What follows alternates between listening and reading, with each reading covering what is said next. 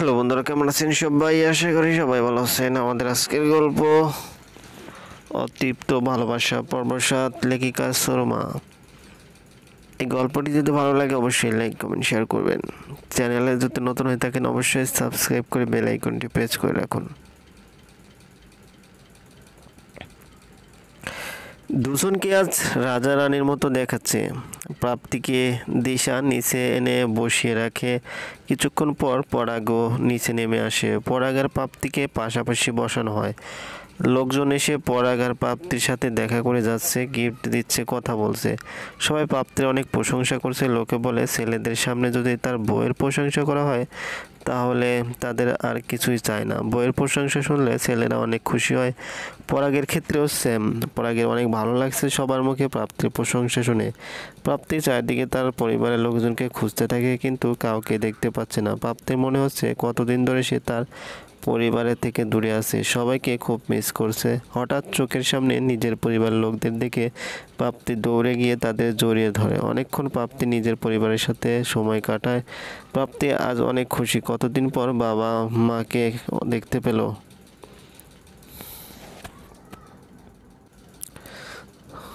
প্রাপ্তি আজ অনেক খুশি, কতদিন পর বাবা মাকে দেখতে পেল। পাশে তার স্বপ্নের রাজকুমার। সব কিছু মিলিয়ে আজ তার খুশির অন্তি নেই। এমন সময় পরাগের সব বন্ধুরা আসে প্রাপ্তির সাথে দেখা করতে। পরাগ একে একে সবাইকে প্রাপ্তির সাথে পরিচয় করিয়ে দেয়, কিন্তু পরাগের এক বন্ধুকে দেখে প্রাপ্তির মাথা ঘুরে যায়। রৌদ্রময় আকাশটা মুহূর্তের মধ্যে ঘন মেঘের চাদরে ঢেকে যায়। বুকে অজানা ভয় চাপে। প্রাপ্তি সবার সামনে স্থির থাকার চেষ্টা করেও পারছে না। তার শুধু মনে হচ্ছে তার জীবনে নতুন কোনো ঝড় আসতে চলছে। হয়তো তার গতি কালবৈশাখী ঝড়ের থেকে বেশি। পরাগ বলল, প্রাপ্তি, তোমার কি শরীর খারাপ লাগছে? প্রাপ্তি বলল, না তেমন কিছু না। পরাগ, তাহলে মুখটা এমন মলিন হয়ে গেল কেন? প্রাপ্তি, তেমন কিছু না, আমি একটু রুমে যাব। পরাগ, আচ্ছা দাঁড়াও, আমি দিশাকে ডেকে দিই। প্রাপ্তি, লাগবে না, আমি একাই যেতে পারবো। যাব, আসবো। পরাগ, ঠিক আছে যাও। প্রাপ্তি উপরে নিজের রুমে এসে থমকে যায়। যার জন্য রুমে আসলো নিজেকে একটু স্বাভাবিক করে নিতে সেই রুমে এসে বসে আছে। প্রাপ্তি বলল, তুমি আমার রুমে কি করছো? আকাশ বলল, তুমি তো জাদু জানো। প্রথমে আমার সাথে প্রেম করেছো, হঠাৎ আমাকে অ্যাভয়েড করছো, এখন দেখছি আমার বন্ধুকে নিজের প্রেমের জালে ফাঁসিয়ে নিয়েছো। তাই তো বলি, আমাকে এভাবে ছেড়ে চলে যাওয়ার কারণ কি? প্রথমটার থেকে হ্যান্ডসাম টাকাওয়ালা পেলে কি বা পুরনটা ধরে রাখতে চাই বলো? প্রাপ্তি বলে, কি বলতে চাইছো তুমি? আমি পরাগের জন্য তোমাকে ছেড়ে এসেছি। আমি তোমাকে ছেড়ে এসেছি তোমার ব্যবহারের জন্য, তোমার খারাপ মন মানসিকতার জন্য। তোমার আচরণগুলো আমি জীবনেই ভুলতে পারবো না। আকাশ বলল, বাহ দারুণ, তুমি কি মনে করেছো আমি তোমাকে ভুলে গেছি? কখনোই না। আমাকে ধোঁকা দেওয়ার শাস্তি আমি তোমাকে দেব। পরাগকে খুব ভালোবাসো তাই না? এখন যদি এত ভালোবাসা শেষ হয়ে যায় তাহলে কেমন হবে বলো তো? প্রাপ্তি বলল, মানেটা কি? তুমি কি বলতে চাইছো? আকাশ বলল, বলতে চাইছি আমার সাথে করা তোমার অন্যায়ের শাস্তি যদি তোমার পেয়ারের পরাগকে দেই তাহলে কেমন হবে বলো তো? প্রাপ্তি বলল, তুমি কি করতে চাইছো? আর আমি তোমার সাথে কোনো অন্যায় করিনি, বরং তুমি আমাকে ফাঁসিয়েছো। আমাকে নিয়ে খেলা করতে চেয়েছিলে, আর ভুল করেও তুমি পরাগের দিকে নজর দিবে না। পরাগ না তোমার ফ্রেন্ড? আকাশ বলল, ফ্রেন্ড হয়ে পরাগ আমার অনেক ক্ষতি করেছে। পরাগের সাথে এমনিতেও আমার কিছু পাওনা ছিল।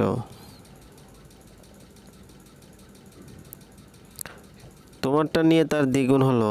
এখন আমি সব সুদে আসলে উসুল করব। প্রাপ্তি বলল, তুমি কি করতে চাইছো? দেখো, আমি কিন্তু তোমার কোনো ক্ষতি করিনি। তুমি পরাগের কোনো ক্ষতি করার চেষ্টা করবে না, তাহলে কিন্তু আমার চেয়ে খারাপ কেউ হবে না। আকাশ বলল, সময় হোক, দেখতে পারবে আমি কি করি। তুমি শুধু প্রস্তুত থাকো।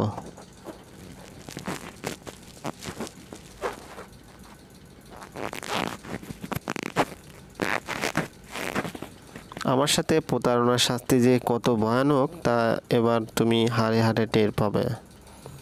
কথাটা বলেই আকাশ রুম থেকে বের হয়ে যায়। প্রাপ্তি ঠায় দাঁড়িয়ে থাকে।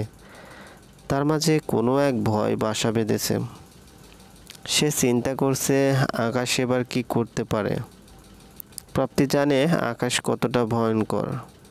প্রাপ্তির জীবনের সেরা বলছিল আকাশের মতো কাউকে ভালোবাসা। প্রাপ্তির চোখ থেকে টপ টপ করে দুফোঁটা জল বেরিয়ে আসলো। প্রাপ্তি বলল, এই বিষয়টা কি আমি পরাগের সাথে শেয়ার করব, নাকি পরাগ আমাকে ভুল বুঝবে আবার? আকাশের কথা বললে, হে আল্লাহ, আমাকে কোনো রাস্তা দেখাও, কি করব এখন? আমি বলে ঢুকরে কেঁদে উঠল প্রাপ্তি।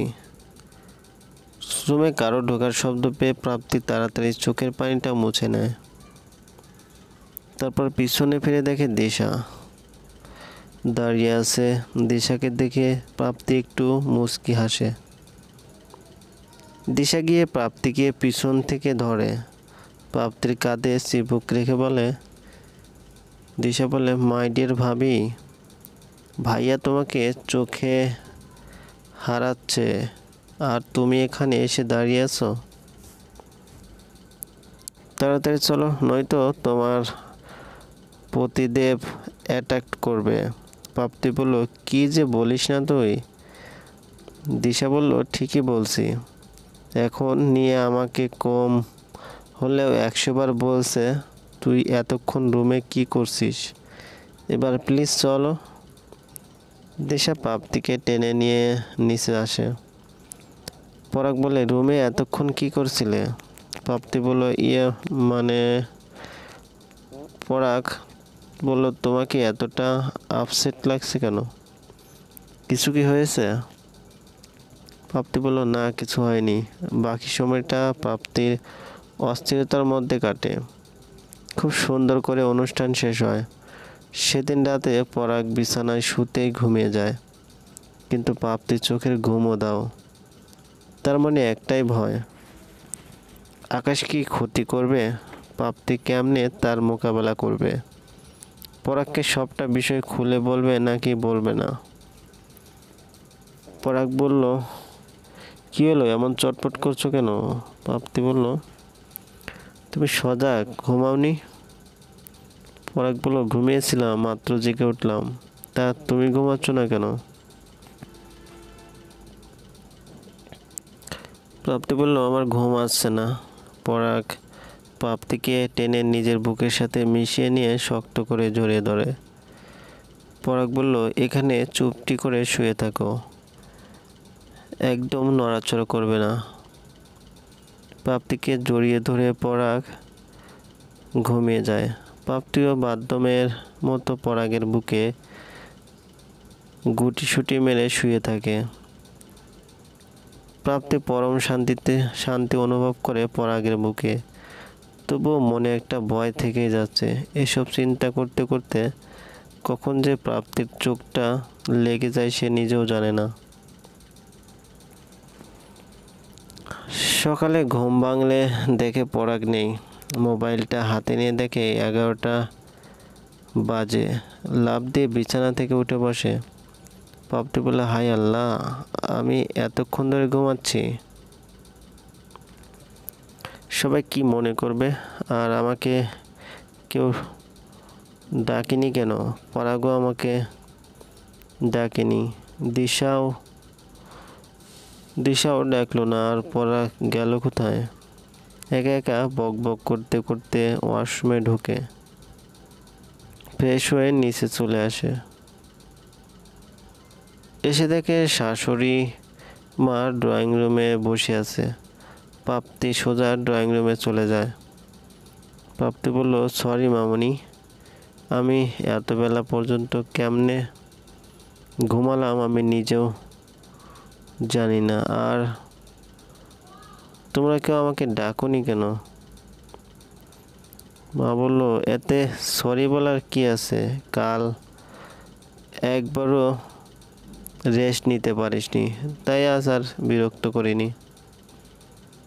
আর পরাগ বলল রাতে নাকি তোর ভালো ঘুমও হয়নি।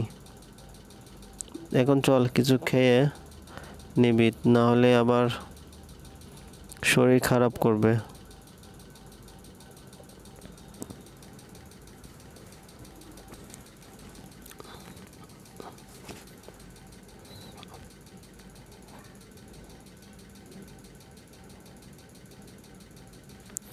আর পরাগ যদি জানে তুই কিছু খাসনি তাহলে আমাকে বকা দিবে। প্রাপ্তি টেবিলে খেতে বসে চিন্তা করতে থাকে পরাগ কোথায় গেল। বাসায় তো মনে হলো নেই। প্রাপ্তি বারবার এদিক সেদিক তাকাচ্ছে। প্রাপ্তির এমন অস্থিরতা দেখে শাশুড়িমা বলেন, তুই কি পরাগকে খুঁজছিস? প্রাপ্তি বলল, না মানে। মা বলল, পরাগ অফিসে চলে গেছে। বলছিলাম আজকে না যেতে, কিন্তু তার নাকি কি জরুরি কাজ পড়ে গেছে, না গেলে প্রবলেম হবে। তবে বলে দিয়েছি যেন তাড়াতাড়ি বাসায় চলে আসে। তুই খেয়ে একটু রেস্ট কর। প্রাপ্তি চুপচাপ খেয়ে নেয়। রুমে এসে বেলকনিতে রাখা ফুল গাছগুলির একটু যত্ন করে। এই কয়দিনে গাছগুলো একটু নেতে পড়েছে। সারাটা দিন প্রাপ্তি কিছু না কিছু কাজ করার চেষ্টা করছে আর ঘড়ির দিকে তাকাচ্ছে। তার মনে হচ্ছে সময় যাচ্ছে না, পরাগকে ভীষণ মিস করছে। কিন্তু পরাগ একবারও কল করছে না প্রাপ্তিকে। প্রাপ্তি বলল, বলে কি না আমাকে নিজের থেকে বেশি ভালোবাসে। কই, এবার তো দেখলাম তুই আমাকে কতটা ভালোবাসিস। কোন সকালে গেছে একটিবারও কল করে খোঁজ নেয়নি, এমনকি সকালে আমাকে বলেও যায়নি। এই নাকি তার ভালোবাসা? আমিও তোকে কল করব না। তুই তোর মতো থাক, তোর সাথে আর কথাও বলবো না।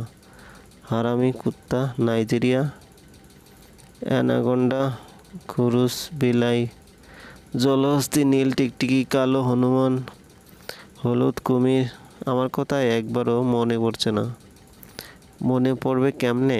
নিশ্চয়ই এখন মেয়েদের কাছে আছে। লুচু একটা।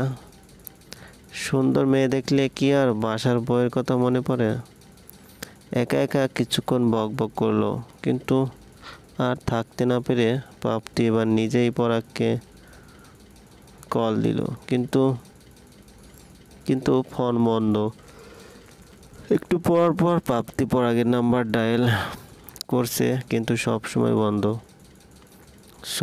বন্ধ বলছে। এবার প্রাপ্তির একটু টেনশন হচ্ছে। পরাগের ফোন তো কখনোই অফ থাকে না, তাহলে আজ কেন অফ? হঠাৎ করে এই গতকাল আকাশে কথাটা মনে পড়ে গেল। সাথে সাথে প্রাপ্তির বুকের মধ্যে ব্যথা শুরু হলো। একের পর এক নাম্বার ডায়াল করেই যাচ্ছে, কিন্তু বরাবরই সুইচ অফ বলছে।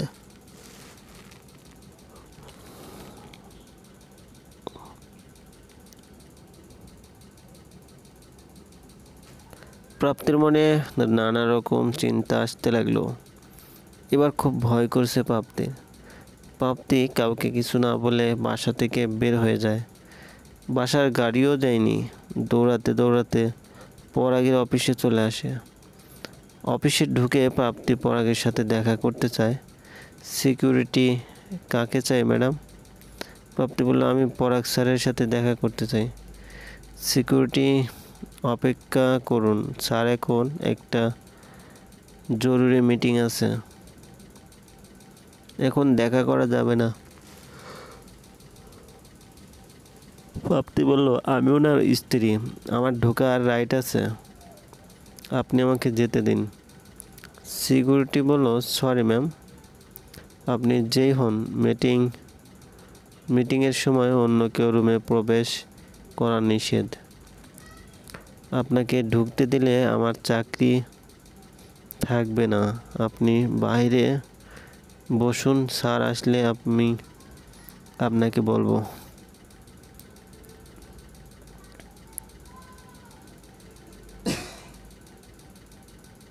প্রাপ্তি বলল, আপনি আমাকে ঢুকতে দিবেন কি না? আমাকে এভাবে হেনস্থা করার জন্য কিন্তু আপনার চাকরি থাকবে না। প্রাপ্তি সিকিউরিটির সাথে তুমুল কথা কাটাকাটি শুরু করে, সবাই একসাথে জড়ো হয়ে যায়। এর মধ্যে পরাগ মিটিং শেষ করে বাইরে এসে দেখে বাইরে প্রচুর চিল্লাচিল্লির আওয়াজ। পরাগ বলল, কী হয়েছে এখানে, এত চিল্লাচিল্লি কিসের? পরাগের কথা শুনে সবাই চুপ হয়ে যায়। প্রাপ্তি হুট করে প্রায় দৌড়ে এসে পরাগকে জড়িয়ে ধরে কান্না করে দেয়। পরাগ কিছু বুঝতে পারল না। পরাগ প্রাপ্তিকে নিজের কেবিনে নিয়ে যায়। কেবিনে গিয়ে প্রাপ্তিকে নিজের কোলে বসিয়ে শান্ত করার চেষ্টা করলো, কিন্তু প্রাপ্তি কেঁদেই চলছে। পরাগ প্রাপ্তি গালে হাত দিয়ে প্রাপ্তির চোখে কিস করলো। পরাগ বলল, জান পাখি, বলেছি না কাঁদবে না, তোমার কান্না আমার সহ্য হয় না। কিছুক্ষণ পর প্রাপ্তি একটু শান্ত হলো। পরাগ বলল, কী হয়েছে এবার বলো তো, এভাবে কান্না করছো কেন, আর আমার অফিসে কেন আসলে? প্রাপ্তি বলল, তুমি আমাকে সকালে না বলে কেন চলে এলে? কত কল করলাম, সব সময় ফোন অফ। তুমি জানো আমার কত টেনশন হচ্ছিল, একটাবারও আমাকে কল করনি। আমার যে টেনশন হবে এটা তুমি জানো না? পরাগগুলো, আচ্ছা সরি, আসলে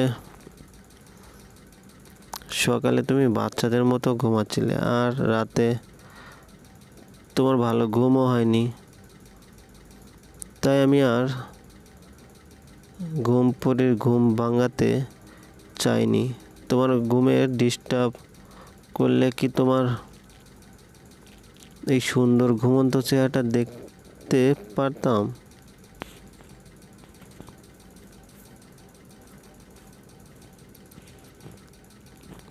তোমার ওই চেহারাটা যে আমার খুব প্রিয়। আর একটা ইম্পর্টেন্ট মিটিং চলছিল, আর মিটিংয়ের সময় এখানে বাইরের কাউকে অ্যালাউ করা হয় না, তাই সিকিউরিটি তোমাকে ঢুকতে দেয়নি।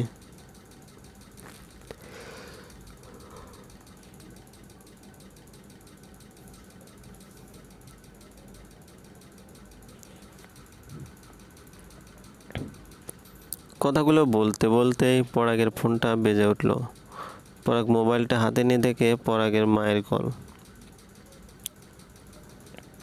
কলটা রিসিভ করতেই পরাগ, প্রাপ্তিকে কোথাও পাওয়া যাচ্ছে না, একটু আগেই বাসা ছিল, এখন আমি রুমে গিয়ে দেখি নাই, সারা বাড়িতে খুঁজলাম, কোথাও নেই। পরাগ বলল, আম্মু তুমি টেনশন করো না, প্রাপ্তি আমার সাথে আছে।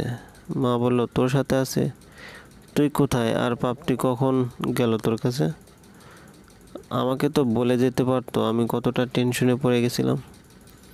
পরাগ বলল, বাসায় এসে বলবো, এখন রাখি, তুমি টেনশন নিও না। আম্মু বলল, আচ্ছা ঠিক আছে। পরাগ প্রাপ্তির মাথায় হাত বুলিয়ে দেয়, আর প্রাপ্তি পরাগের শরীরের সাথে মিশে যায়।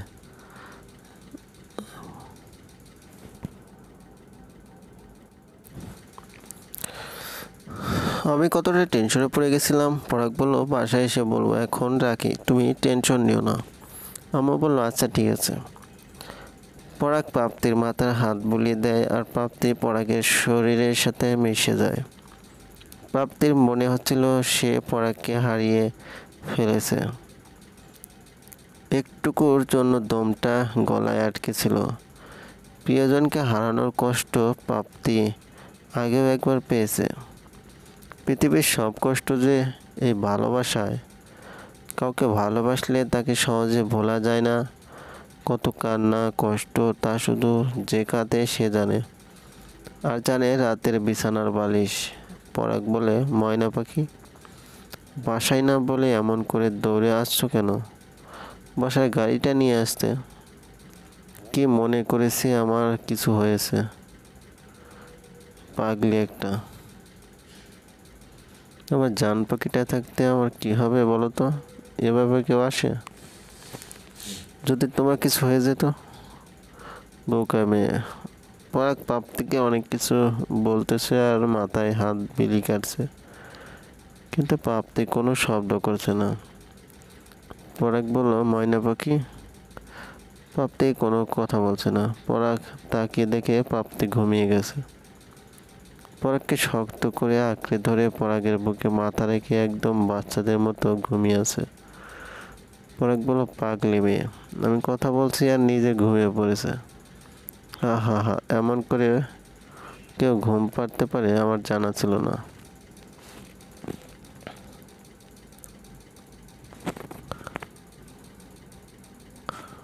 পরাগ প্রাপ্তির মাথায় একটা কিস করে প্রাপ্তি কোলে তুলে নিয়ে বাইরে আসতে থাকে।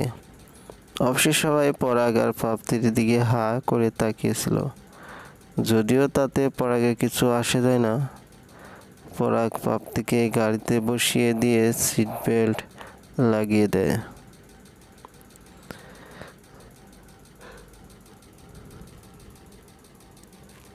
আস্তে গাড়ি চালায় যেন প্রাপ্তির ঘুমটা না ভাঙে। গাড়ির কাঁচটা খুলে দেয় পরাগ। বাতাস এসে প্রাপ্তির চুল এলোমেলো করে দিচ্ছে। মুখেও যাচ্ছে কিছু চুল, আর প্রাপ্তি একটু একটু করে নড়ছে। মাঝে মাঝে কিছু চুল পরাগের মুখে এসে পড়ছে।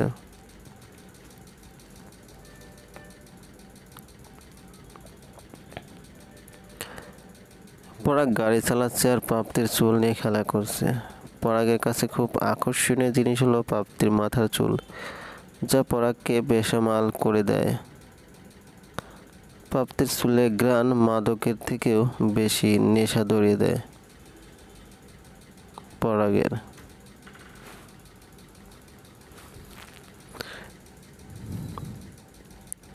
কতবার এই নেশায় আসক্ত হয়েছে পরাগ নিজেও জানে না।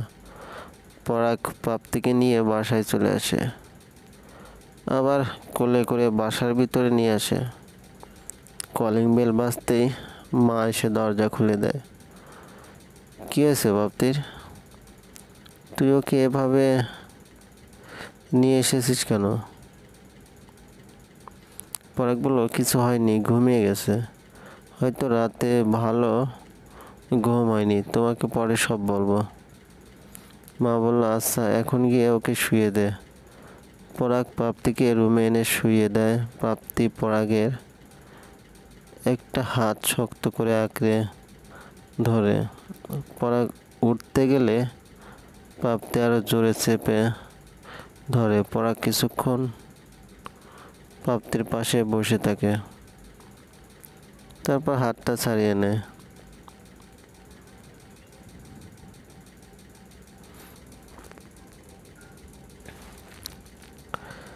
প্রাপ্তি ঘুম ভাঙে সন্ধ্যার দিকে। ঘুম ভাঙলে প্রাপ্তি নিজেকে বিছানায় আবিষ্কার করে। প্রাপ্তি বলে, আমি এখানে আসলাম কিভাবে? আমি তো অফিসে ছিলাম। পরাগ বলল, হো ম্যাডাম, আপনি আমার অফিসে ছিলেন, আপনাকে এখানে আমি নিয়ে এসেছি, তুমি তো আমার কোলে বসেই ঘুমিয়ে গেলে। পরাগের কথা শুনে প্রাপ্তি ওয়াশরুমের দিকে তাকায়। পরাগ শাওয়ার নিয়ে মাথা মুছতে মুছতে প্রাপ্তির দিকে এগিয়ে আসে।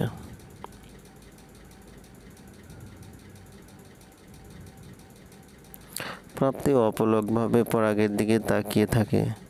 ফর্সা শরীরটায় সারাটা বুক জুড়ে কালো ঘন লোমে আবৃত, যেন সারা পৃথিবীর মায়া এই বুকে বিরাজ করছে।